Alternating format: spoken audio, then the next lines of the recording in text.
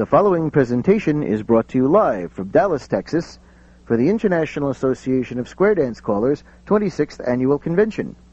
This is tape 27, Using the Basic Program.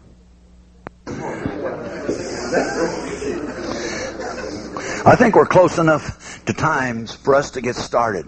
And looking over the audience, we have a fabulous group of people here for our session, and we've got some outstanding leaders up here in the front.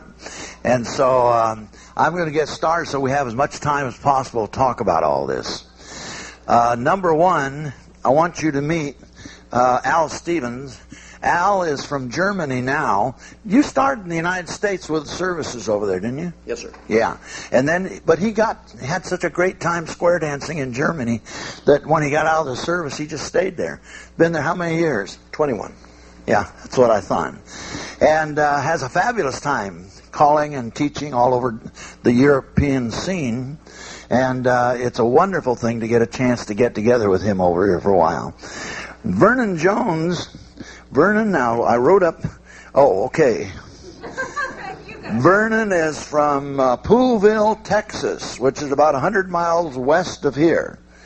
He has a club there that's a mainstream club, and he told me that he's just started a new basic program and club that started in September, and he let me know the other day that they are not today still finished with the basic program.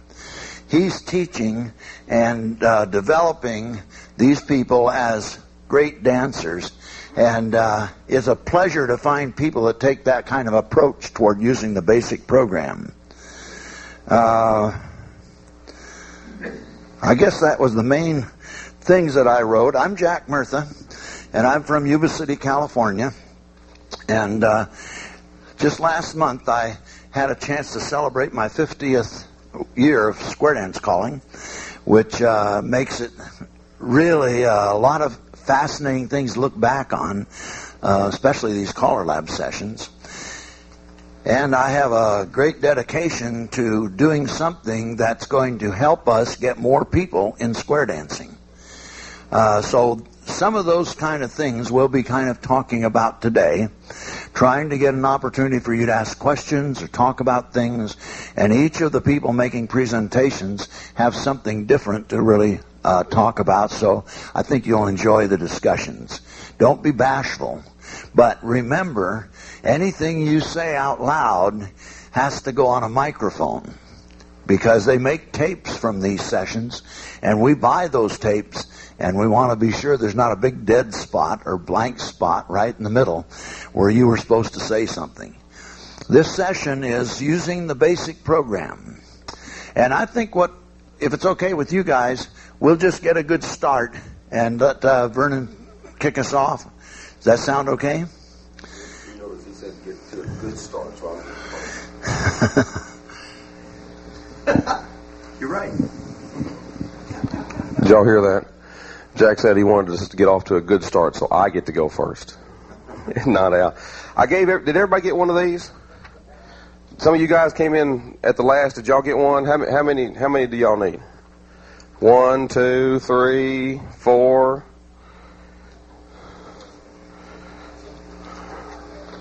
What in the world am I going to do with these dots? We're going to play chicken foot. How many of y'all seen the exercise to make your minds think and get rid of your limitations that we put on ourselves by using this connect a dot method? A lot of sales classes and seminars use this. Has anybody done this before? You have said, okay. If you've done it before, fine. Because what I did is I made up my own on the bottom. So we're going to use one that you haven't seen. But for the first one, to get you interested and to get you thinking along the lines of think outside the lines, I want you to take just a few seconds. We're not going to spend a lot of time on it, but just a few seconds. We're going to play connect the dots. Use the top one first. Okay? I'm going to give you guidelines. Okay? Everybody got a pen? Everybody ready? Here are the guidelines. All the dots have to be connected. Now remember, we're using the top part. All the dots have to be connected. you can only use 4 straight lines, and once you start drawing, you can't pick your pen up. So it's got to be one continuous. A line, you know what I'm saying? You can't line over here and then move your pen over here. Once you start drawing, you cannot pick your pen up. So, Pen cannot leave the paper. pen cannot leave the paper. All the dots have to be connected. You can only use 4 straight lines.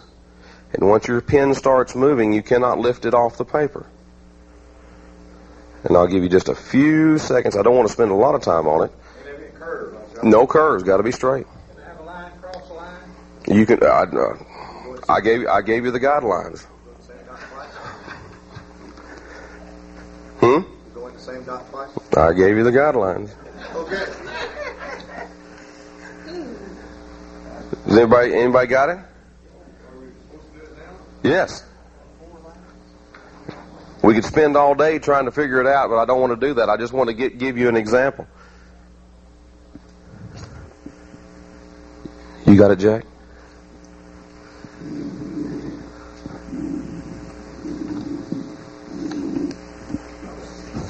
All right. How many of y'all got a box that looks like this? Can y'all see that pen mark? I know it's hard, and I wished I had a colored pen.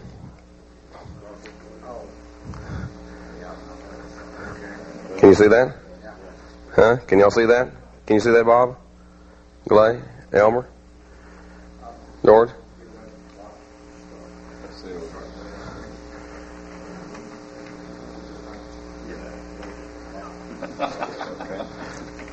The thing that you did is you put limitations on yourselves. I didn't say you couldn't go outside the lines. I gave you the guidelines. We place those own limitations on ourselves. And that's what we do in using the basic program. Did you ever sit there, and I've been guilty of it, did you ever sit there and I'm going to use square through as my example. And what I'm wanting us to do is to take these limitations off of ourselves that we put on there. You know, nobody else put the limitations on the way our minds think and what we think of. We do that ourselves. I've been to many dances, and I used to be one of the worst ones, and we all call head square through. We do it 411 million times. Heads go up to the middle and back, square through.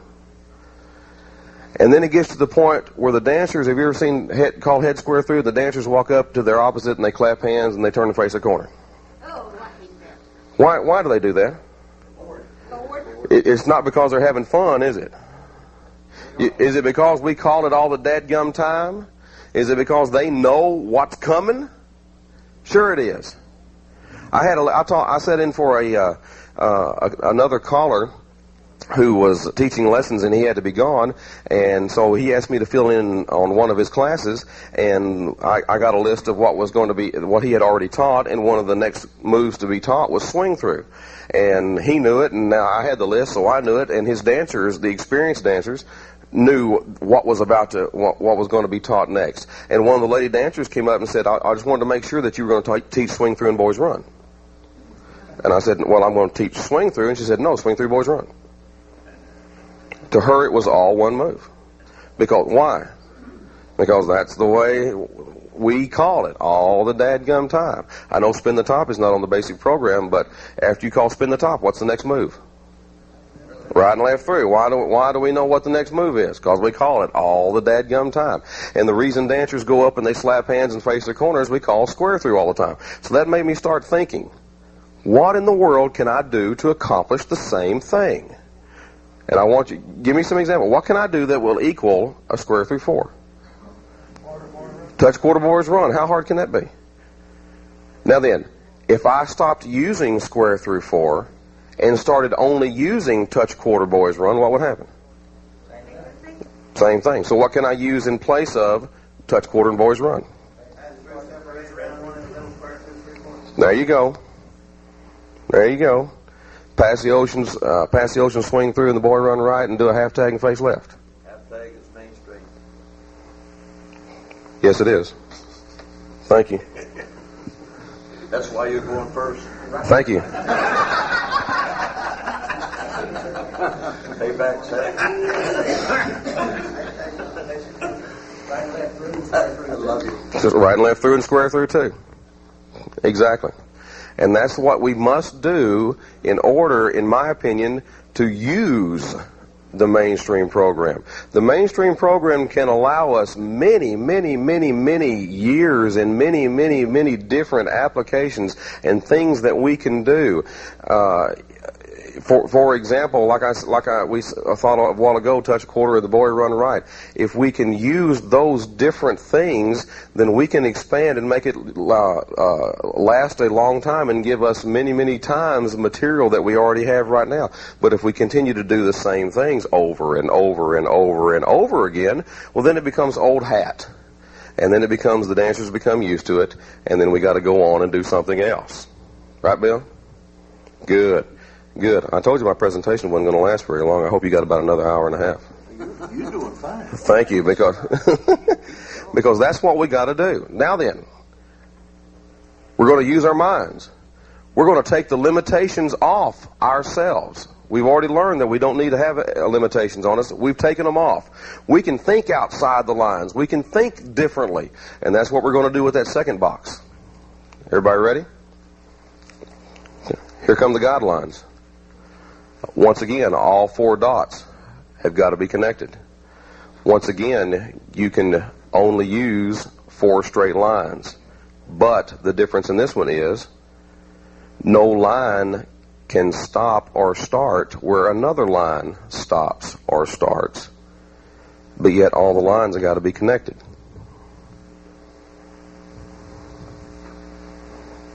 Can you read that again one more time? All the dots have got to be connected. You can only use 4 straight lines, and those are 2 that were just like the first one. The 2 that are different is no line can stop or start where another line stops or starts, but yet all the lines have got to be connected. To give you an example on the first one, where this line stopped, this line started. Where this line stopped, this line started. You can't have any of your lines stopping and starting in the same place. Look outside the lines. Don't place limitations on yourselves. Remember, the guidelines that I gave you are the only guidelines you've got.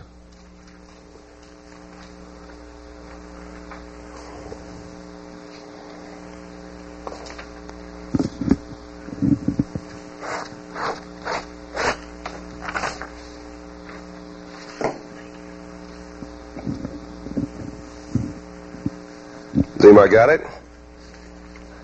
You think you have it? Let me see what you come up with.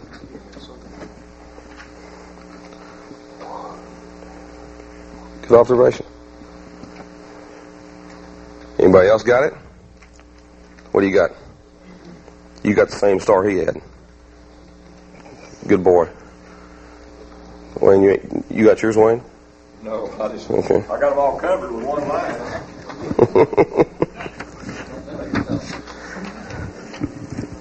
Don't limit yourself. That's what it looks like. 2 different ways of doing that.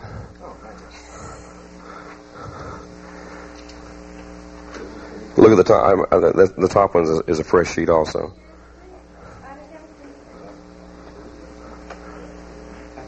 Got it? See that? You guys see that? Charles? Bill? You see? Y'all got it? Good answer. Y'all see?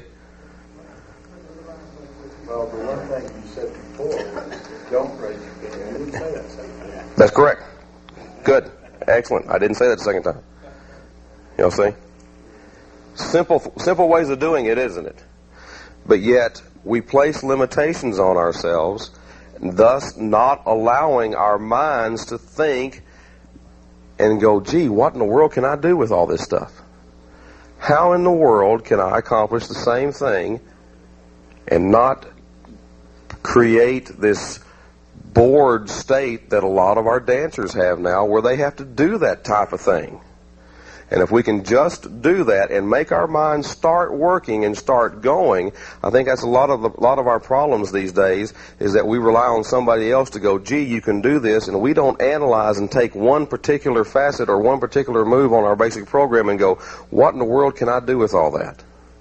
And I think that's one of the things that we've got to do to utilize our basic program. And if we can do this kind of thing to utilize and use our basic program, we will find that our task of keeping our dancers will be an easier job to undertake.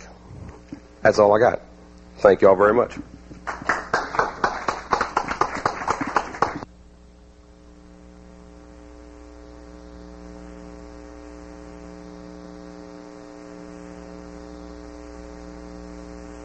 Easy for you One, two. to use this mic, and I'll use that one if anybody has a question or something. I was going to ask if anybody had a question that they would like to ask Vernon before I started. 1, 2, test. Is that one okay? 1, 2, sure. Need to be louder? I'll get it. 2, 3, 4. Oh Lord. Okay, I'll just project more.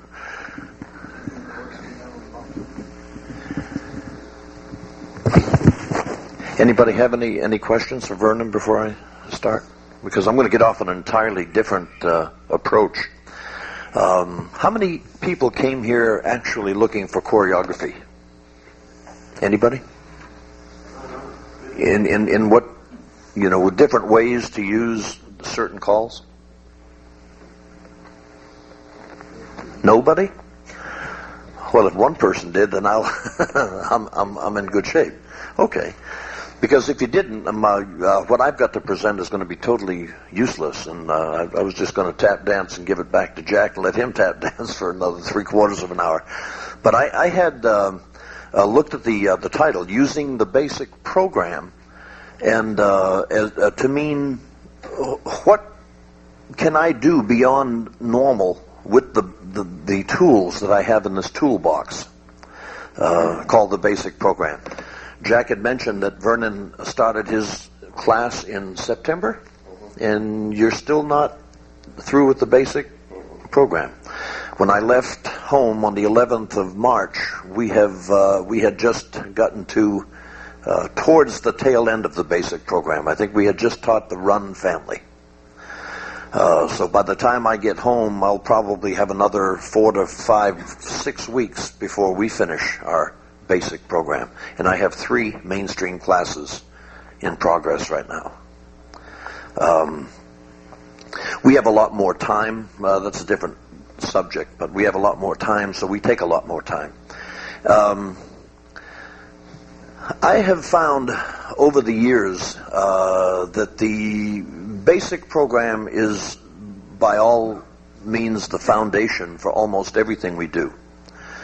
Back in the days when I learned how to dance in 1958, we didn't have very many calls to play with. There were very few without arm turns, chains, and grand square. We just about had nothing. Everything was a combination of.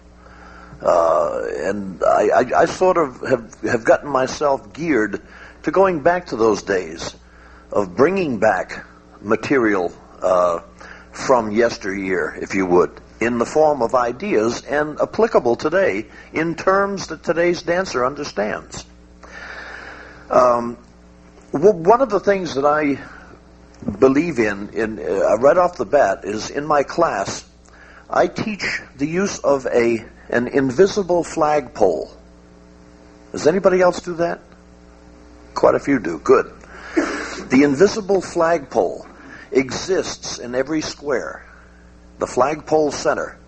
From the very first day when I identify a square, the flagpole center is the point from which all measurements are taken in creating our square. When we square up, every couple should be an equal distance from the flagpole. And I make this very, very it's a very forceful thing that I inject in my class. This flagpole serves as a reference throughout the entire basic and mainstream course. When it comes time to teaching stars, it's very, very easy for the people to step into the center and put their right hand on the flagpole. Turn your body so that when you let your arm flop, it won't go whizzing by, it'll hit your leg. And you've created a right-hand star. Put your palm on the flagpole.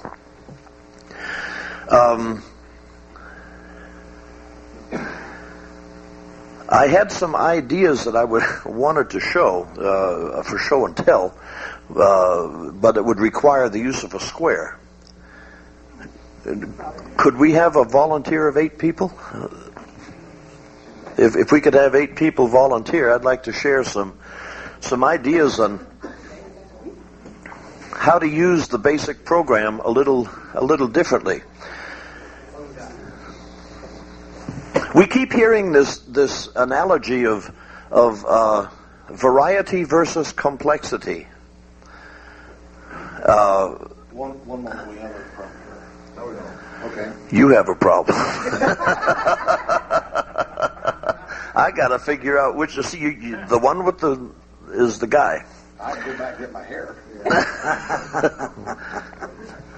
Okay. First of all, before I get into this, is there anybody that does not know the head square through 4, sides face grand square routine? Anybody not know that? Everybody does, I'm assuming. Go ahead, choo-choo. Okay. Heads will be with the hull. Okay. One of the things that we enjoy doing is to have somebody doing part of something or somebody doing something, the other two doing something else, entirely different. And this has been featured on singing calls for years. I researched this myself, so it's not mine. Could I have the heads please square through 4, hands go. Sides face, grand square. Now the heads separate, walk around 1, come into the middle and pass through, separate around 1, sides reverse, come into the middle and do a right and left through heads. Turn your girl and then slide through and star through rather, and everybody's home. Okay. It's a way of breaking up the action of a call like Vernon mentioned. We get so bound on doing something one way that we can't see the forest because we're standing right next to the trees. We all do sides face grand square. Perhaps some of us even have men face grand square.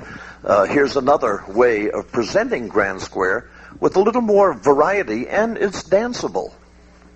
And that's the key. Could we have the heads please star through? Here's just a little different approach on using grand square. Could we have the sides, the original sides face your partner? Now in just a second I'm going to ask everybody to do a grand square, but I must caution you that everybody must start by backing up. Okay?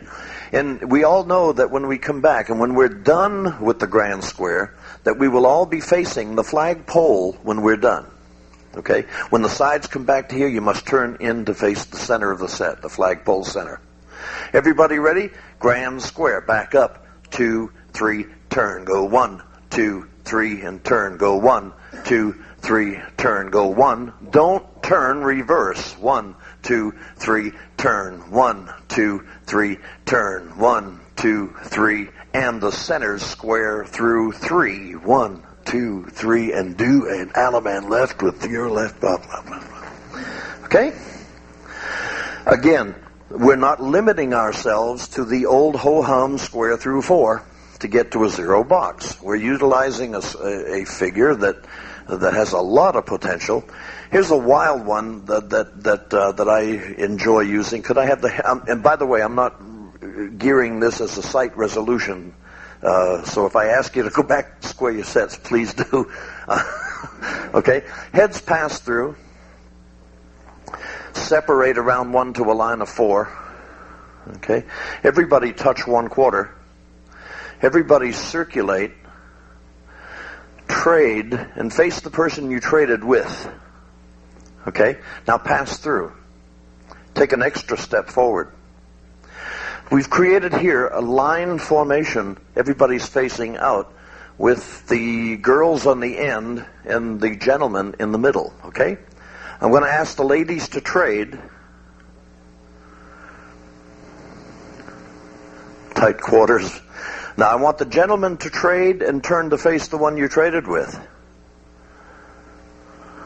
From here we have a line.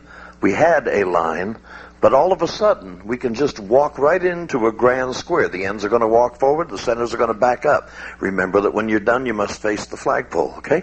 Go. 1, 2, 3, turn. 1, 2, 3, turn. 1, 2, ha-cha-cha. Don't turn around, reverse. 2 and 3 and 4. 1, 2, cha-cha-cha. 1, 2, ba-ba. 1, 2, and cha-bum. And we're back to our facing lines with the girls on the end, the boys in the middle. Okay, then we can work our way out of this. At home, in a mainstream environment, if you have them pass through and tag the line and face in, you'd have the boys in the center and the girls on the end. You could very easily repeat the same thing by having the opposite sex in their spots, okay? The opposite spot. If you would square your sets, please. Just a couple of ways, 2 or 3 ways to use the call grand square differently. Okay? Please. Head gent and a corner girl turn to face. Take the mic. You need to take the mic. You just repeat it out. Head gents and the corner girl turn to face. Test 1. There you go. Please. Again. Head gents and the corner girl turn to face, and the standard rules of grand square apply. If you are farthest apart, walk together. If you're closest together, back up. It's on the diagonal of the square. If you're closest together, back up. Those that are furthest apart, walk forward. Go. 1, 2, 3, turn. Oops. 1, Come on, 2, straight in. 3, turn. 1, 2, 3, turn. And that's why I wouldn't use that. It's different. You're right. Okay. I understand what us two. You would do the yes. You're both facing in, and then it's like Okay. that same place. That's It's Try to get us through it just one time since we started Okay. this. Don't leave everybody puzzled. okay. Head gents and the corner girl turn to face. Everybody else adjust. And grand square. Back up or walk forward, turn, and you'll notice that the grand square is done on the corners rather than on the flat of the square. Reverse. Yep, you're right. That's it. Yep. Okay. Square your sets. Thank you. I got another one. You want to try one more? Well, y'all can say it. You mean while we're in a grand square? Yeah, men face your All right, partner, well, go or ahead. ladies As face long your as you're partner. here, why do it? Walk forward, the boys back up. Yeah, yeah. Oh, yeah. I had already put that on tape. We already got that on the tape. Yeah. Want these guys to stay up, or do you want them to... No, I'd like for them to stay there just a second. Okay. I want to talk, divert just a few seconds to the call ladies chain. The call ladies chain. Everybody knows how to do a full ladies chain. I'm sure. I would find this out while I'm calling. But now I might decide if they're a good dancing group, I might decide for variety that I would like the 4 ladies to chain. However, I want the head ladies to do something else. Instead of finishing their chain, I want them to do something else. Okay? Head ladies, I want you to think about your part of a flutter wheel. Okay? In just a moment, I'm going to ask all 4 ladies to chain, but the head ladies to finish like a flutter wheel. It means the side ladies are going to go across the set for the courtesy turn. The head man is going to be picked up and taken across the set by the opposite lady. Okay? Go. All 4 ladies chain, head ladies finish like a flutter wheel. Pick up the man, bring him right back. Now, we'll do it again with the side ladies now active. All 4 ladies chain, side ladies finish like a flutter wheel. Side ladies pick up the man, bring him right back. Head head gent, turn a girl. And notice, this is also for information, notice that everybody is directly opposite from their home position. And it times out beautifully if we do an Alaman left right here, please, and walk into a right and left grand. And when you meet your partner, you don't have to do it, just square your sets. But for a singing call, swing your partner right here at home and promenade. You've got the full promenade. Excellent timing for a singing call break. Okay? Does that have a name, or is that just directional? That's just directional calling. Head ladies, 4 ladies chain, head ladies finish like a flutter wheel. I elected not to put a name to it for for obvious reasons. I got a question. Yes, ma'am. Could you say that head ladies chain, side ladies flutter wheel? You could, but there would not be that interaction of all 4 ladies in the center at the same time. You would have to have the ladies chain affected first, and then they would have to wait while the others did the flutter wheel. This way you've got all 4 right-hand dancers involved at the same time. Makes it more danceable. I was wanting the same movement. I was just wondering if that was another way to say it. I might take this on in my pattern, in preparing the dancers for the singing call break that I'm going to use in my singing call, using Crown Records, of course. I would very easily use all 4 ladies chain, head ladies finish like a flutter wheel, and then heads reverse that flutter. Have those that are doing the flutter wheel either reverse the flutter or sweep a quarter more, or. The limitations are only what you're capable of working with. Okay. Here's another. I'm going to ask, first of all, do the head ladies know how far 5 quarters is? Please don't say a quarter, because that's going to bomb. Okay, now, in just a second, I'm going to ask again, all 4 ladies to chain, but I want the head ladies only to go 5 quarters. And let's watch what happens. Go. All 4 ladies chain, head ladies go 5 quarters. Side gents turn this girl. Now, side gents turn this girl, half sashay the second one, and believe it or not, we have a 4 ladies chain effect right now. All join hands. Circle left. Do an Alaman left with a corner. Walk into a right and left grand, but on your 3rd hand, say whoa. And that's another nice little singing call module for a break. We're always looking for different breaks in singing calls, aren't we? At least I am. Let me see. About 5 more minutes? Oh, I got to condense. I love, for simplicity, or for variety rather, but keeping it simple, I love to use isolating one couple, picking on one couple. And Vernon mentioned, how can we get to the same thing or do an equivalent for square through 4? Couple number 1 only. Identify. Couple number 1 only. Okay, couple number 1 only. Split couple number 3. Now separate and go around 3 inactives. Get on the end and make a line of 3. And right now at this point the dancers are thinking, oh my God, look at this mess. The lines of 3 star through. California twirl. And there's your square through 4 equivalent. Okay? It's on the tape. You can buy the tape. Square your sets. Square your sets.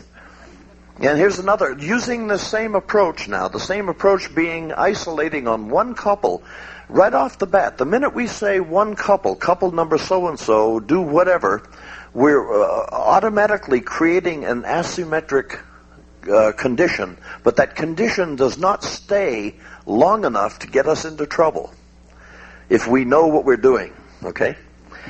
Couple number 3, half sashay. Now, split couple number 1, separate and go around 3, hook on the end, make a line of 3, and the lines of 3 star through, California twirl. Oh, wait a minute. Un-California twirl. I didn't mean that. The lines of 3 merely star through, and we have got the equivalent of sides star through. If I have the center square through 3/4, I've got my element left. Okay? Please square through 3 and face in, and we're home. One more real quickie. I want the heads to pass the ocean, which is basic. I want those ladies to, you have a left hand joined. Those 2 center ladies have a 2-hand left hand star. Turn that star 3/4 and stop when you see the sides. Put your right hand up sides and make a 3-hand right hand star. Turn that star 1 full turn. Go. Those same head ladies come in with the left hand, make a left hand star, go 3/4, and we're right back into an ocean. Did you go 3/4? We're right back into an ocean wave. And we can swing through. Those boys run and bend your line, and we're right back to nothing. The idea of having the centers of either a 2-faced line or an ocean wave star 3/4 can create some very interesting choreography, and we have not left the confines of our basic program. Thank you, dancers, very, very much. Thank you.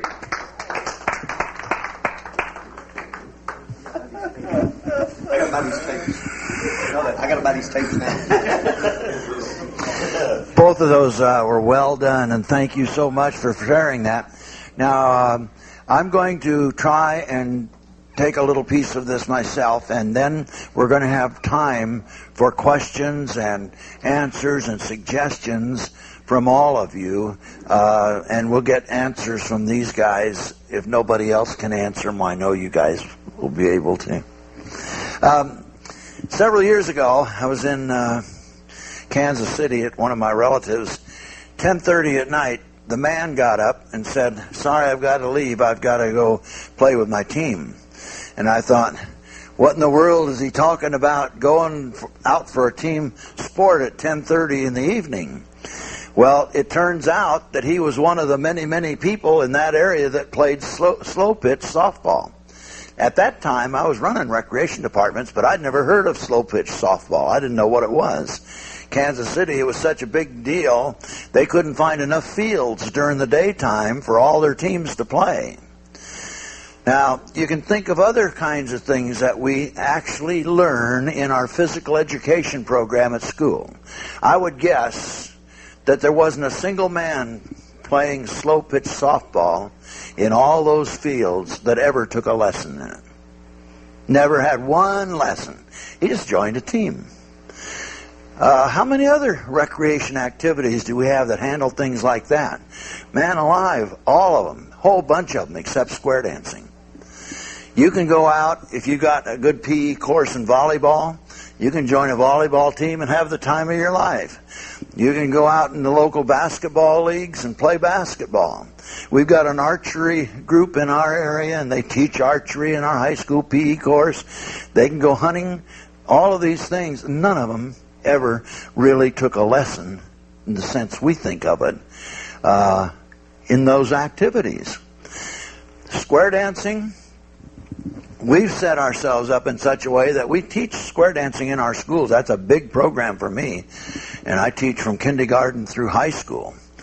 Lots and lots of people. But do you know there isn't a single square dance club I know of that the kids can go out and join and play and participate in with what they learned in their high school PE course, or to teach it to themselves? Not true of other things. I just had another couple come to me at one of my classes and say, 2 years ago, we came to one of your classes and we enjoyed it. We were with you for about 2 or 3 months, but they said, we love ballroom dancing. And you didn't give us one single night that you didn't teach us something new. We just came to dance. So we left. 2 years later, they came back to check me out. They last one night, told me the same thing, and we're gone again. Back to ballroom dancing. I don't know about you. I ballroom danced like mad through school, every place. High school, college, all of them. I did have one nice lady that helped me in a high school PE class one time to get some idea what I was supposed to do in dancing. The rest of it's all stuff I just did on my own.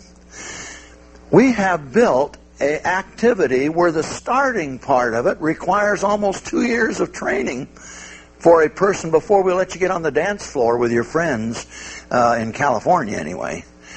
They don't even think of things like a basic program or a mainstream program. Those are called beginner programs. They're not for experienced dancers who love that program and really enjoy being part of that particular program. That's strictly to go through as fast as you can to get to plus. Now, that's not all over. And boy, am I having a good time here, because I've found more and more people, not only with basic mainstream programs, but with some basic programs too. And we're not so far away from some of that. I did a leadership conference in Oregon a while back. And we had a dance, a mainstream dance that night. The next day, we had a session with all the dancers that were there. They said, said that none of our callers were at your dance last night. And they said, we would like for these people to keep this program at mainstream. But the callers all want to go to plus. And they have to for some reason, because they're right next to California. And if they drive down 70 miles, there isn't going to be any program except plus.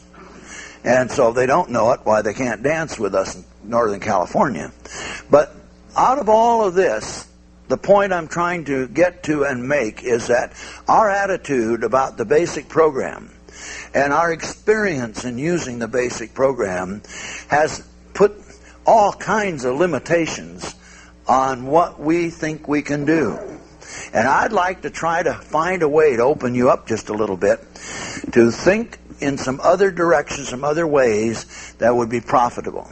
Now, you have to understand my major emphasis and interest for the last 2 or 3 years at least has been to increase the number of people in square dancing. I want to see square dancing starting to grow again. But we've put ourselves in a position where it's almost impossible to look ahead and find any hope that square dancing will ever grow again.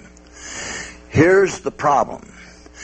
Only one program of all the ones we run deals with people who've never square danced before. That's this one, the basic program. Every other program merely takes people who are already square dancers in another program and moves them up. In that process, they might create the largest club in the area, but they may also destroy 3 other clubs where they took the guys and gals from for this one big club. They made a club bigger. Square dancing didn't grow by one single person. And I think we have to keep thinking about this, because I find in my area a lot of people are more interested in making their club grow than they are in making square dancing grow. And what I'm trying to do in my humble way is to find some ways that we might have a chance to make square dancing grow. One of the things that is involved is finding new ways to do some of the things that we're doing and doing so well. We had a great example here from Al with Grand Square.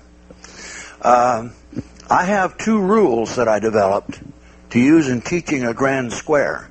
And once you know those 2 rules, I have over 20 variations of Grand Square that a dancer can use without having to learn anything more. Just apply the 2 rules. And I'll try to show you that a little bit later on if you're interested in it. And so we have that opportunity to do more with the calls we already know. If I want to break down a plus floor in my area, all I have to do is call 1 and 3 pass through and wheel around. And they've never, ever, by anybody, heard a wheel around used any place except promenade and 1 and 3 wheel around. I have troubles even when I have them do that and then say pass through and wheel around. They can't figure that one out either. The point is, we've got tremendous good material in the basic program. Fabulous stuff, but the people do not associate with it, and they're not flexible enough to take something they've never done that way before and come out successful with it. My point here is that I do have a couple of 3 guidelines that you might think about, but the major thing we're interested in is how do we take this program called the basic program and make it valuable to us and get a little different attitude started. One of the things that I want to have people think about is that I'd like to treat, the more I do with this, I'd like to treat the basic program as a series of party dances, not a class.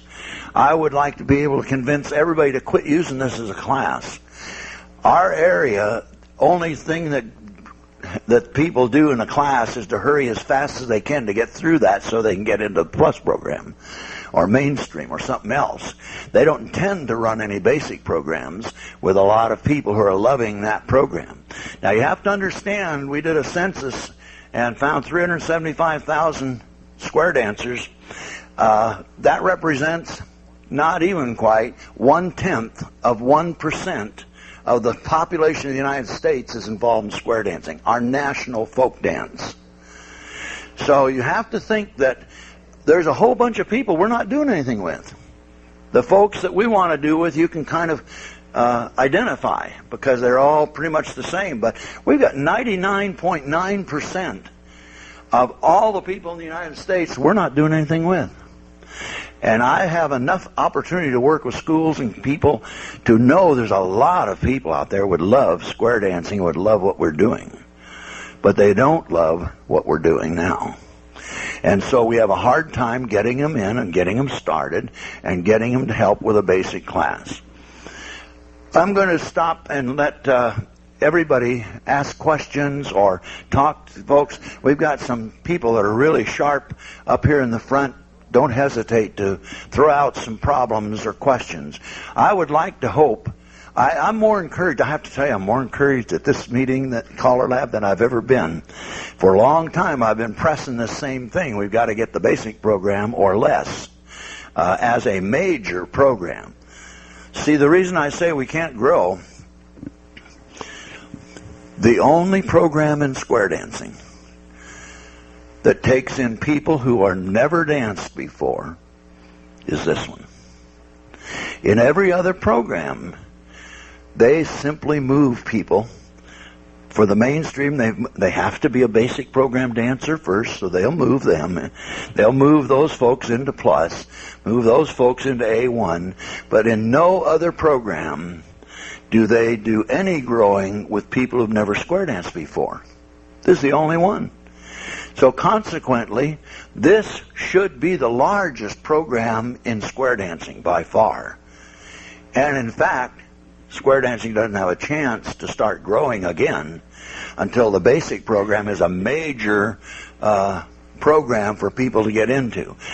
We can help local people grow their local clubs. We've got some with terrific callers, great programs, and they draw people from all these other clubs, so the club gets bigger. But square dancing doesn't grow one single person. So it's one of these things to try and help people. Let's get a new approach. And one of the key things that I'm thinking about right now, working with myself, is that I'm going to try and start approaching with less than the basic program, much smaller program. And every night's going to be like having a party night. I'm going to try to think of ways so people who come won't think of it as a square dance class building into the plus program. They'll just think of it as a big party once a week or whatever we do and have a good time. Are you describing the community dance program? No. Community dance program is a little different from this. Two major things that are different about it that have always been a problem for me. The fellow who designed the first program in Florida that became the community dance program worked a lot with senior citizens. So when he put the program together, he put it together, but he left off California Twirl and Dive Through because the shoulders of the men he worked with were real problems. And that kind of set the format for what has continued as the basic program for me. I work with kids a lot. They love Dive Through California Twirl. I want the whole call list, and I want it to be there in such a way that I can help callers learn. I'm not interested in what the calls are, except things like that. Mostly I'm interested in just how many. I'd like to get us down. Well, I have 2 programs mainly working in my schools now, and the first one is the first 8 calls on the list. That's it. And the second one is the first 22 calls on the list. And I've got some fabulous recording artists who have done calls for those programs and are still continuing to put some more together.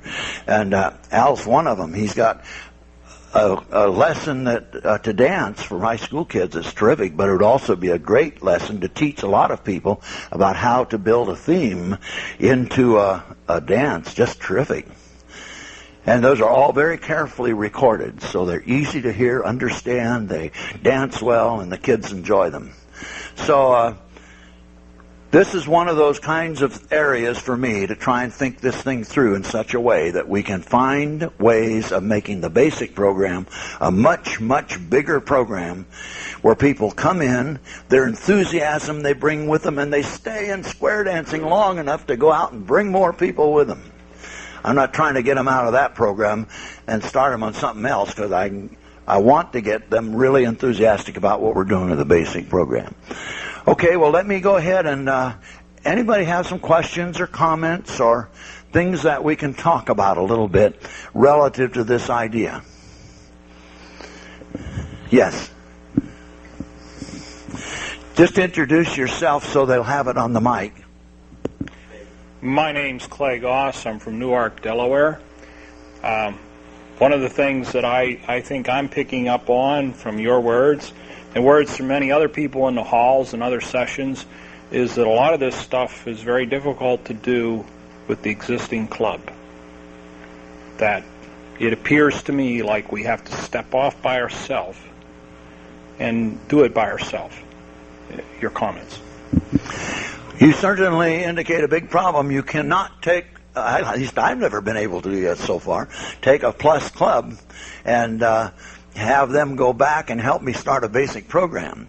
They'll come as angels every once in a while to help out, but their interest is not in coming to a basic program. And in fact, I have a very hard time getting my plus and mainstream dancers to come to these others, which they consider beginner programs.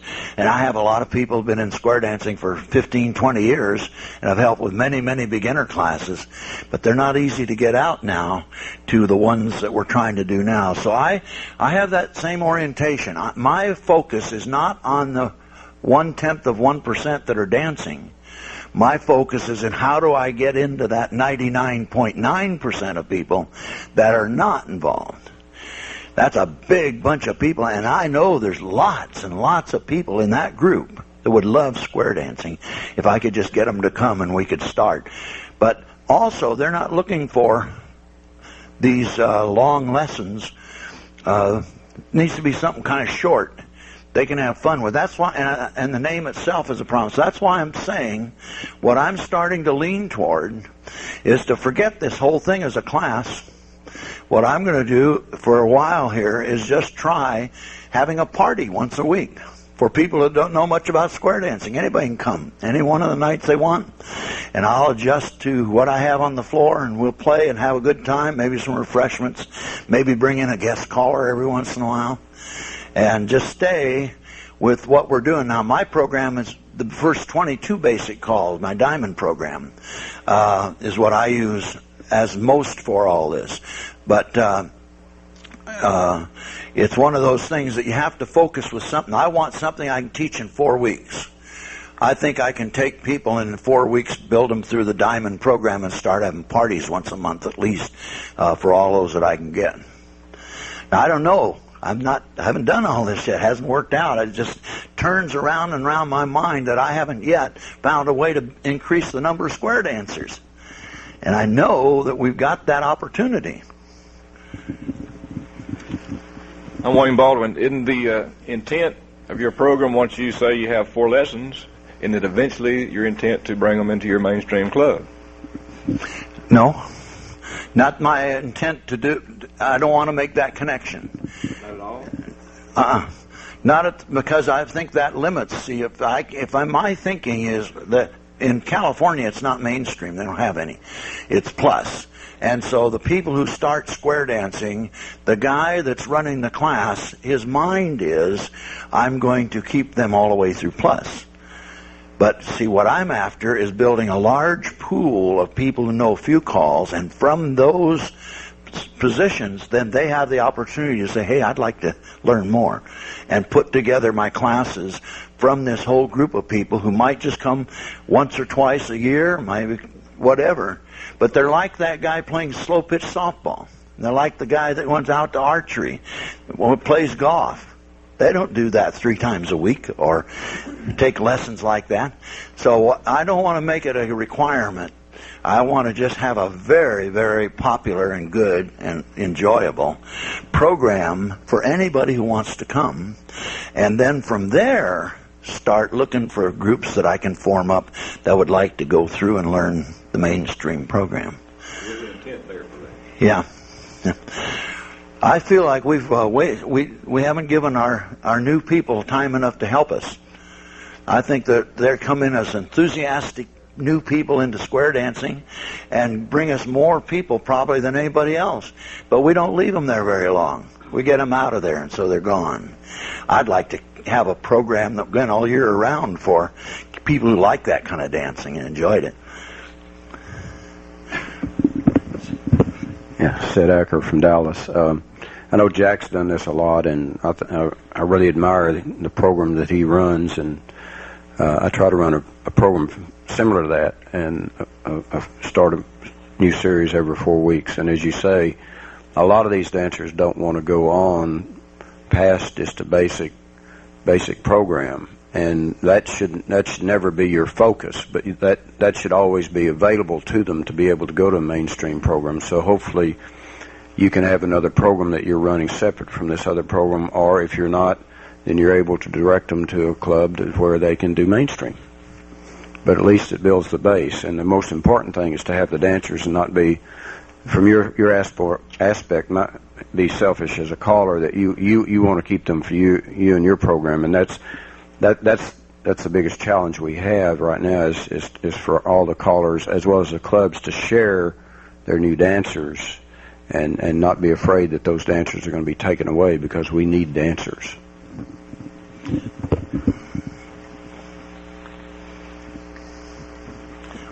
Thank you. I'm Wayne Nicholson from Montgomery, Alabama. We have a school in Montgomery that I've got them to use in your program, 5th and 6th graders. At the end of their session, they call our association up and want us to bring a live square out, and they have their parents there to watch these kids at the end of to dance for them. Last month I was out, like 15 squares of 5th and 6th graders, and their parents were in the stands. The last 15 minutes they get them down, and we do some of Bob Howell's great stuff, the trios, and dance with them a little bit. You got any suggestions how we might get these kids and their parents together? What type of program, using the 8 figures, or I don't remember how far your 5th and 6th grade program goes, but this is an opportunity that our association officers, we're going to go out and talk to the school and see if we can't get something going in this type of program. Fabulous, great idea. I'm going to put that off, but don't let me put it off and forget it. Remind me, I want to talk about that, but I want to catch any more questions if we have some first. And I also want somebody to remind me about showing the 2 rules for Grand Square if you're interested in taking a look at that. Anybody else? Do you guys have something that you would like to... Oh, you're doing a marvelous job, Jack. I think the dress up was great. All right.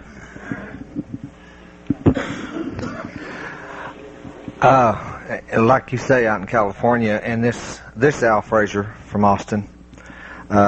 In California, you've got your plus program and you don't have the mainstream, which I could see that may be lend itself and maybe starting a basic program more. But the question is, do you have your own place to conduct these programs, or do you have to rent the halls? Around Austin, halls are very expensive, and we have mainstream and plus clubs there, and it's pretty hard to find another place to start these programs. I would love to just have a basic program and take them through that and make them available for mainstream if they wanted, but that's my question.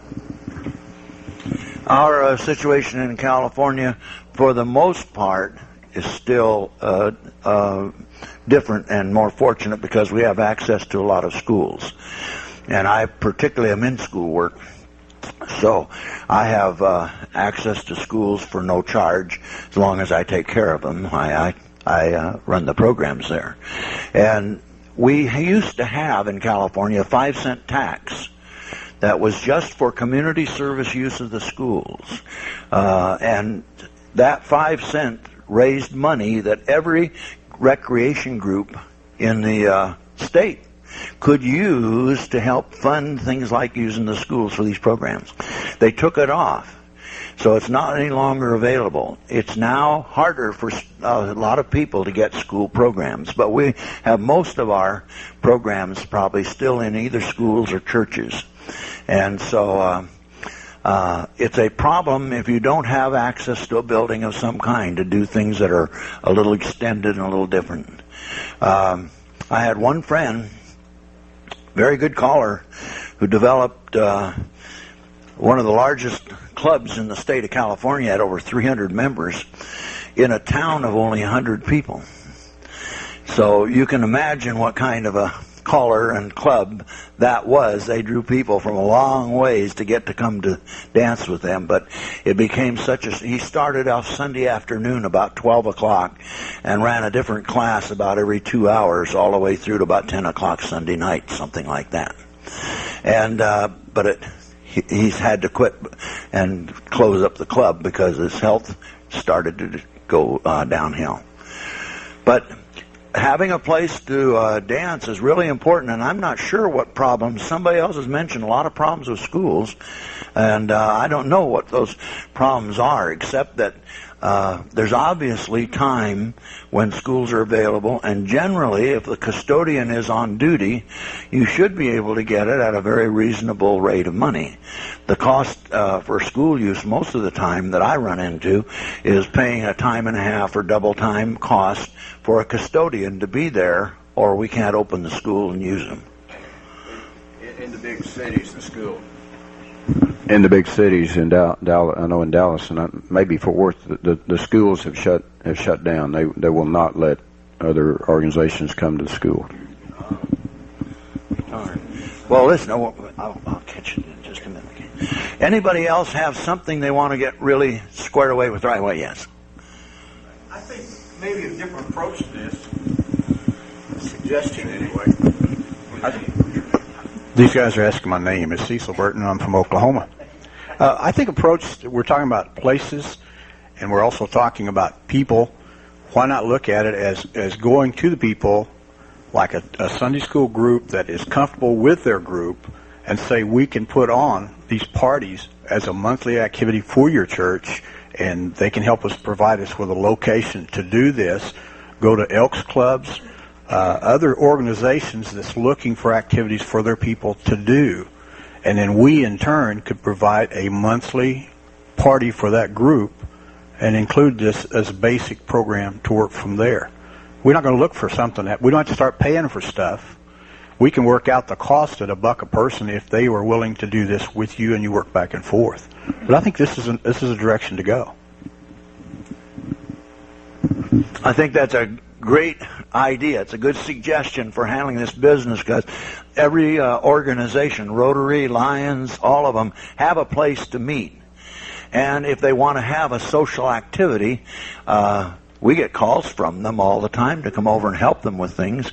And to go the other way around and say, how about us setting up a course?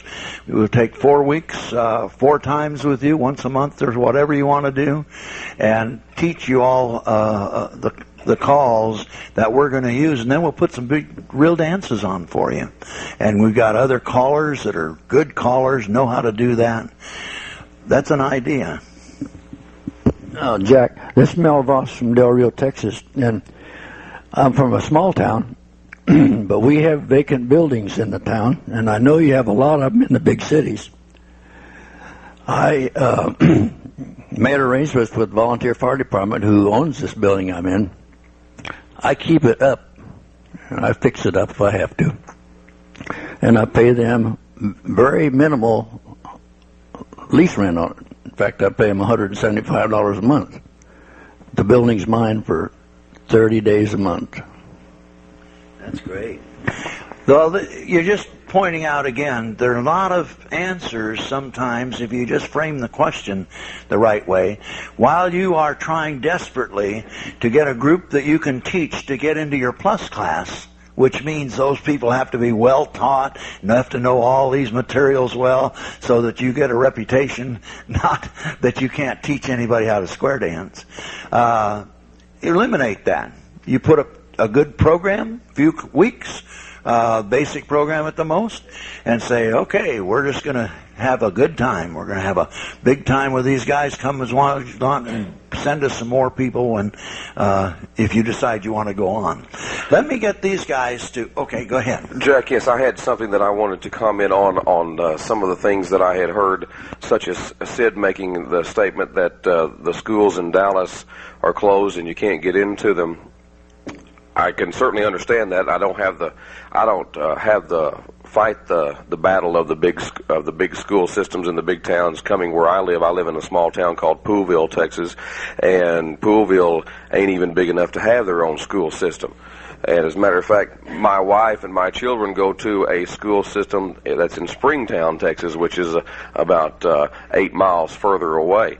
But I went to them with this group that I have got started, and went to the school system, and I did like most everybody else. I went to the person who made the decision, the school superintendent, and talked to them, and was turned off by the school superintendent as we couldn't do that, blah blah blah. So what I in turn did is I then went to the school board, and I went to them and I said, look, we're wanting to do to teach square dancing. Now then, the word teach square dancing ought to go along with all your everything in your curriculum, because isn't that kind of like what school teachers do? Now I said, the people that I'm wanting to teach square dancing are the people that pay the school taxes that will afford you to have a building to allow you to teach these teach these children, which in turn affords the school superintendents and everybody to have a job, and therefore that's the reason why the school board is here, is to afford people a place to learn, namely kids. But I took it one step further and I said, why do we only limit it to children? The buildings are there, they're not being utilized. We're willing to pay, we can't afford gigantic amounts, but we are willing to pay. And plus, we're providing a activity and a place for people to basically go on and have continued learning. And don't you have continued learning in your school systems? Sure you do. You have higher education, you have blah, blah, continuing education. And so I went back to him, I said, this is, square dancing, I don't care whether you stop at this program or whether you go on to 100 programs, even if you stop at your diamond program, you're constantly learning something, and isn't this a place of learning? So let us utilize this place of learning with the people who pay the taxes and afford, and build the buildings and this type of thing. So that, to me, that is another example of looking outside the lines. When you run into that roadblock, just don't say that you can't do it. Think of a way to go around it and go get your problem and get it taken care of.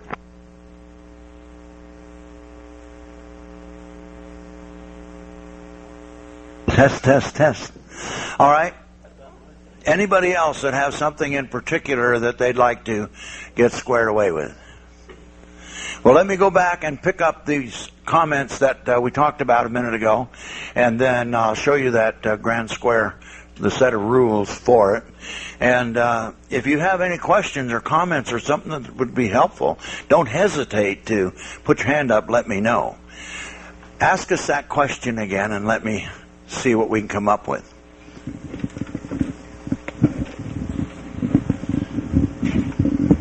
My question was, do you have any suggestions how that we can promote the people, the kids that are taking your program, 5th and 6th graders, and when they invite their parents out and they see them dance and we get the parents down to dance with them for a little while, how do we gather those parents and those kids into a program that they can all get together and do?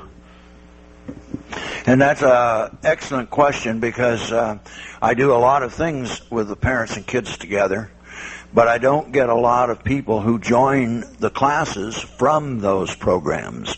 And so that's one of those things that's very important to think through and think about. But I have learned one thing over a period of time, that often, if I get a good program like that going, I don't look for the kids that come to join our classes. What I'm finding is I can interest a bunch of their parents. That whole bunch of them watch what the kids are doing out there, and they're receptive. If I had a program at that time ready and open for them, I'd get a bunch of those parents come out and say, hey, we had a great time. Now, one of the things that I do a lot of with this idea is that I get our school programs to the point where they dance pretty well. They only use 8 calls in one program or 22 in another, but you'd be amazed what we can do with school kids with 22 calls. As an example, I had a mom call me up and wanted me to come and call a square dance for her teenager's birthday. And I thought, well, yes, I'll go, but you can just imagine how I felt about going without them knowing I was coming or having any indication they were going to have square dancing as a major part of their birthday, for me to walk in and all of a sudden start square dancing for them. Well, the surprise was on me, because when I went, I found 5 squares out of one of my best junior high square dance classes in Northern California. And all of them were ready for a great big time, and boy, we had fun. But I didn't know anybody there knew how to square dance till I started talking to them and found out where they went to school. And that one school, this year is my 36th year of going to that one school once a year at least, and they've really worked at making square dancing an important part of that school's part.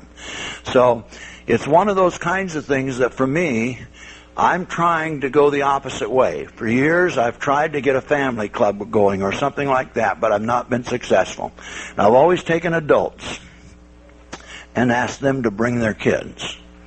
Now I've got a school, a couple of them I'm working with, and I'm going to try hard to teach those kids how to square dance so well. Then I'm going to ask them to go bring their parents. And I've learned that if I can get parents and kids together on that floor, I can keep them on the floor, and I can help all of them get a whole new look at square dancing. So I haven't started that yet. We have got a school picked out, and we've got a number of good programs going.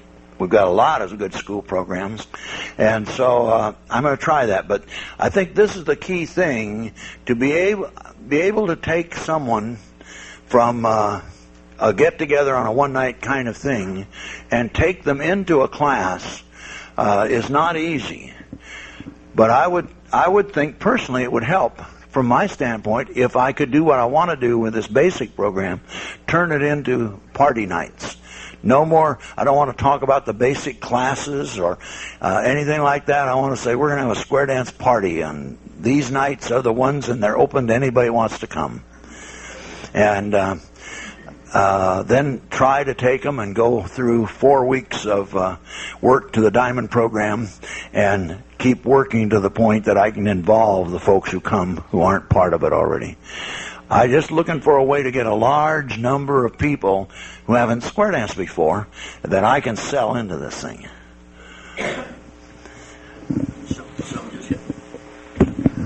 How many in the room have gone to a barn dance?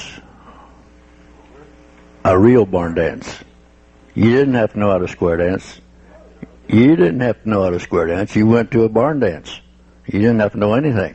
We had fun. Out in California, they call them ranch dances also, and in New England, they're called kitchen junkets. And they're all the same thing. Just a beautiful place to have a good time. Yeah. Saturday night, and I have predicated a great deal of my effort towards one-night stands with father-daughter Girl Scout dances. Last Saturday night, I had 40 squares of gentlemen and their daughters on the floor. I don't know how many of them will come to the next class, but none of them left, none of the dads left with a negative connotation on country dancing. Somewhere along the line, they'll find a flyer, or their wife will, but they won't have a negative connotation on saying, ugh, because they had a good time with their daughter. Now let me just one more time mention this so all of you make the connection. If that had been a party or a program for slow-pitch softball, you could get people from all over town to come, and after you had that big time with them, they go looking for more slow-pitch softball. They won't find it in square dancing. There are none. No place you can go if you're a volleyball player, if you're a softball player, basketball player, archer, golfer, bowler. You can go find all those places without needing a single night of lessons. Just come in, we'll put you in this, and you can have a great time. You can go as far as you want or as easy as you want and have a good time. So that's one of the things that I'm trying to say, is that we have put some limits on ourselves and have barricaded many people who I think would love to square dance with their kids especially, and could, but there is no place running dances for them in our area. Yeah, you have to have those things regular so everybody can depend on them. They know there's going to be a dance every week or whatever time, and you can go to it, and they have fun every time they go. Okay, hang on just a minute. Were you first? Okay, let me come back to you. No, this man in the back. Oh, I'm sorry. Just hold the mic. I'll pass it to him. I guess I just have one little problem. In our area, there are a number of places that I talk to people who are not involved in square dancing, and they are aware that there are barn dances, hoedowns, whatever term you want to put on them, that are at various locations. They name the town. They know about them. But they don't go in those places. Well, they have a little crowd. They're not busting at the seams. So I think there's a little more to this equation. I had a fascinating dance 2 weeks ago that I went to. I didn't call. But in 1954, a class at Stanford University had their own square dance club. And since they graduated in the medical school at Stanford, they've had a dance once a year, every year since then. They still have the same caller. They still have all the dancers come in from all over the United States. They have one dance a year. But they're an example, again, of what I keep saying. There's a whole lot of people out there, and as you're saying, are making contact with square dancing somehow, but they're not part of any of our programs. And we have no program for people that don't know at least the basic program, or probably the mainstream and plus. We need programs that are good ones and regular that have just very few calls. Well, did you have something? Oh, wait a minute, I had one more here. I'm going to have to wrap us up here in just a few minutes. So, might I understand that your program, I forgot what you called it, but you have what's the name of it? Diamond program. Okay, your diamond program. Your objective is to get these people that have nothing to do with the dance to dance your program, and your objective is to get them to dance eventually with all the other square dancers in California. Would that be right? Okay. Then, well, that nullifies my question. It's not a problem of not wanting to get them to dance any place they want to, but I don't want any requirement.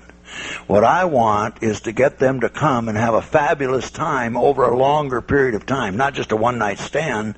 Let me get together once a week with them for a year, or whatever we get worked out. But I'm just going to have a limited number of calls, so I know I can teach those and then start parties with them. And have parties and parties, but the parties are not going to be ones that require much square dance background in order to come. I can even fit in people who've never learned to square dance before. Yeah, but these people will never be able to dance in the general population of square dancing there, since it's all plus, right? They're not prepared for it. Not in our area, but they could go up to Oregon, and they go to a lot of places around here now that are opening up mainstream programs. Vernon's got a basic program going. Give us 5 more years, and I'll bet what I'm having trouble with now won't exist. I bet we'll have people all over the country running square dance programs with few calls required and tremendous good times and lots of parties. Now, from those, then the people that go into mainstream and plus and advanced, they'll grow out of that. We won't take them into those programs necessarily without any background at all. Give us a 6 months or a year to play and have a good time and do all the things we can do with a group of people who've never square danced before, and then set up the classes where they can join those that want to. Anybody who doesn't want to can keep coming for the next 20 years to that one program if that's all he wants to do. One more thing. Is there occasions where you would go out of this program of yours and go direct to plus? You'd never even teach the mainstream? Is there any kind of situation like that going on? It is for me. This wasn't really pertinent to you guys, but I've practically backed off plus and round dancing.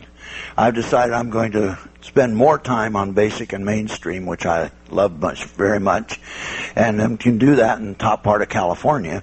So I'm going to make that change. And I think there are other people that are very willing to do that kind of thing if they get large crowds of mainstream and basic program dancers, but they want numbers of people, and that's a big problem. Yes. All right. If I can get 8 people up here for just a minute, I'll show you the 2 rules for this grand square. Come up, 4 ladies, 4 men. Do you guys want to say something to kind of finish this up? Yeah, we just said everything. I said my school comment, but you're doing a good job. Well, you're wonderful. I appreciate very much, and it's nice to be up here with a gang like you. Okay, we need... thank you. There are 2 rules that apply to most grand squares. I have one variation I love to use that doesn't fit as well as all of the others do. But once you know these 2 rules, then you can do all kinds of things with grand square. First rule, number 1, sides face. When you are facing a person and you're close enough to touch hands with them, you back away. Put your hands down. Okay. All these 2 groups back away. 1, 2, 3, stop. When you're facing somebody and you're too far away, you can't put your hands up and touch each other, you walk forward. Go. 1, 2, 3, 4. No, wait a minute. Back up. Let me listen again. Come on back and square yourself up here. Get squared up. Now listen once again. Face your partner, and we're only talking to these 2 right now. If you are so close that you can easily touch hands with the person you're facing, your job is to back away. If you are spread out far apart and you put your hands up, you can't touch each other, then you walk toward each other. Now just watch this with these all doing this, and don't put any turns, don't keep going, just listen. Ready? Walk. Everybody. 2, 3, stop. Walk. 1, 2, 3, stop. Walk. 1, 2, 3, stop. Walk. 1. Okay, that's rule 1. That's walk. Rule 2. If the person that is on the side now is facing their partner, and I say turn, they turn to face the opposite person across the hall. If they're facing across the hall and I say turn, they turn to face their partner. They never face any other direction or any other person. Ready? Turn. Just number 2 and 4. Just 2 and 4 for now. Turn. Okay? Now, this time we're going to put walk and turn together. Ready? Walk. 1, 2, 3, turn. Walk. 1, 2, 3, turn. Walk. 1, 2, 3, turn. Walk. 1, 2, do not turn, reverse. 1, 2, 3, turn. 1, 2, 3, turn. 1, 2, 3, turn. 1, 2, and stop right there. Now that's the 2 rules that are very constant for a grand square, and let me just show you how this can operate. Square you set. Head gent, take the corner girl. Go up to the middle and come back. The others face each other and touch hands. Everybody ready? Grand square. 1, 2, 3, turn. 1, 2, 3, turn. 1, 2, 3, turn. 1, 2, don't turn, reverse. 1, 2, 3, turn. 1, 2, 3, turn. 1, 2, 3, turn. Everybody face the corner, Alleman left. Bow to your partner. Now, I can get that with my school kids any place if they know the grand square. If we've got the grand square down, why, then I can do that and do several variations for it. And it's an easy thing to remember. Once you get it, then people, when you teach them, will be able to pick it up pretty well, too. Anybody have a question about any of that? Any of you have a question? Yes. How do you apply the second rule if you say boys face your girl grand square? If I say what? Boys face the girl. It's the one variation. There are some people that find and can put those together. I don't. It's the one exception I mentioned that I always teach separately. I don't try to teach it with the rule. We have at least 3, maybe 4 grand square variations that I like to teach every class, all my people.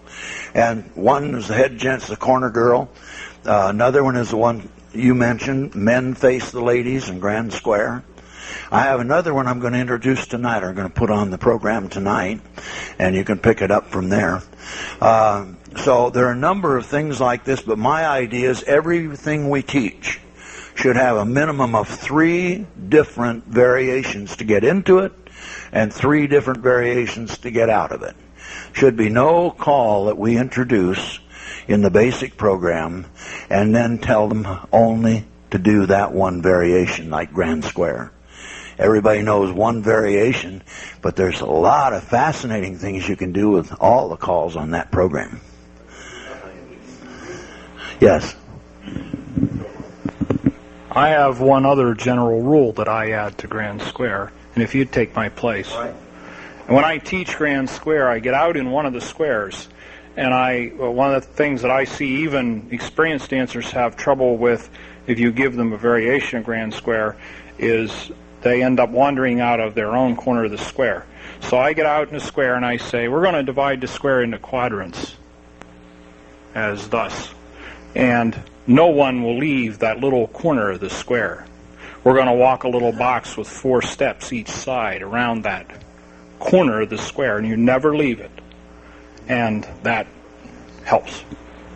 That's a great suggestion, and I do the same thing. It's one of those things you can even all draw it on the floor if you want to make sure everybody understands they're in their own box, but they're sharing it with somebody else. There's 2 people working different sides of the same box for everybody. Anybody else have a question? Our time is just about gone. In a class environment, I don't need the dancers. You may sit down if you'd like. But in a class environment, to me, the word grand means everybody's going to be doing it. All 8 people are going to be doing it. And square is a geometric shape. It's a 4-sided geometric shape. Each side has an equal distance. There are 4 equal sides make up a square. And we're going to trace, each person is going to trace a square with your footprints. And each side of the square is going to have 4 steps. You're going to walk 2, 3, 4, and turn on that fourth step as you step on it. It's not a 1, 2, 3, and then turn on the third step. There's going to be 4 steps. And we go through the process of going over, and here we're going to stop and retrace our steps to make sure that we have the square embedded. Oh, yeah. Anybody else have something?